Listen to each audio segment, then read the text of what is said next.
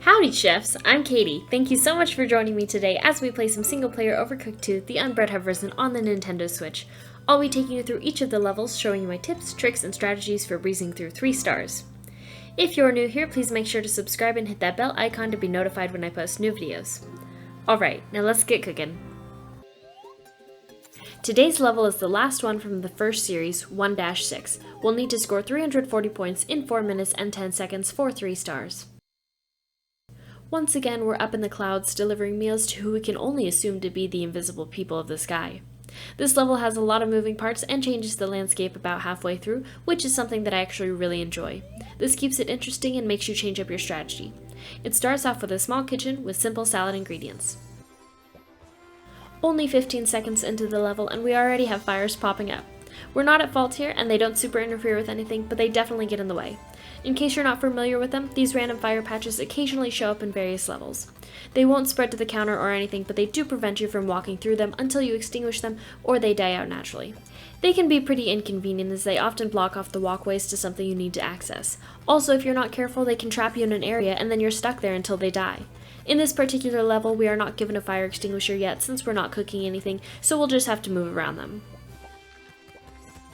Although some levels beg for a specific strategy, with this one we'll just do our best to prep as many salads as possible while avoiding the fires. I tend to have my chefs working on their own individual salads, but you're welcome to have them work together on a single order to deliver them faster. After about a minute of peaceful chopping and delivering salads off the side of our balloon, the skies start to turn gray and things start shaking. A storm's definitely a-comin'. I'm too young to die! I'm not, but I still don't wanna! If you can't tell, our balloon is starting to fall, and as it does, the counters start to move around. Luckily, we have practice with moving counters from the last level. The moving counters can't trap us into a specific space, but they can make it difficult to maneuver, especially with the flaming floor.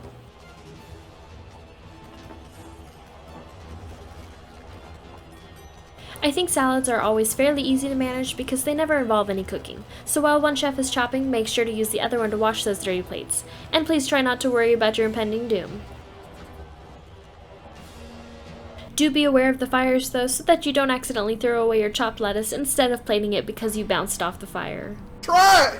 Since we're in the balloon one more time, I thought it was only fitting to share another masterly crafted, well-timed joke with you. What is the fastest type of wind? A hurricane! Halfway through the level, we experience a crash landing conveniently into a wrecked working kitchen. Miraculously, we're fine. Good thing too, because we're still expected to deliver more meals. Alas, people gotta eat. Our new kitchen setup is a little bigger than the balloon and now features rice pots and conveyor belts with rice, fish, and seaweed. If you haven't guessed it already, that's right, once we finish serving our last 4 salads, we'll be moving on to sushi. Chop, chop, chop, chop. Chop, chop, chop, chop. Chop, chop. Chop, chop, chop, chop.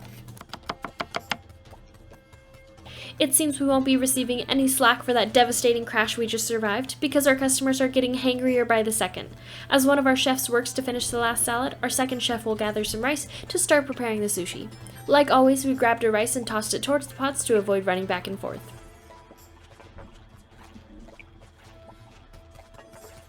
While the rice is cooking, we'll use this time to chop a fish and a cucumber for our next 2 orders. I wasn't paying much attention to the next few orders, so I continued to chop some fish even though we only needed cucumbers.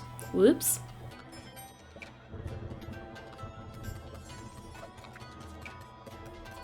As our chefs are chopping, I wanted to ask you all what character you think I should use for the next set. We have 3 eligible animal chefs to choose from. Up first is the fancy walrus with a monocle, followed by Davy Jones himself, and ending with Raccoon in a wheelchair. So if you want to help choose our next chef, make sure to leave your favorite in the comments below.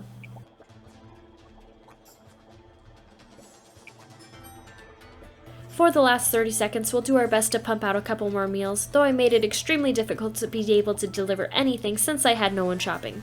See those 3 cucumber meals? Now see those 0 cucumbers being chopped? Somehow missed that one. Oh well, instead we'll just deliver a fish sushi to score some extra points.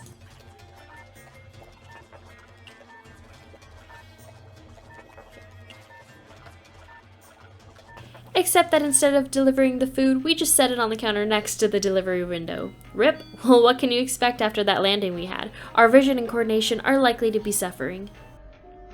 What a way to go out! We finally finished all of the levels from the first set. Even with almost dying, we managed to deliver 12 orders for 560 points, 228 in tips, and failed to fail an order for a total of 788 points.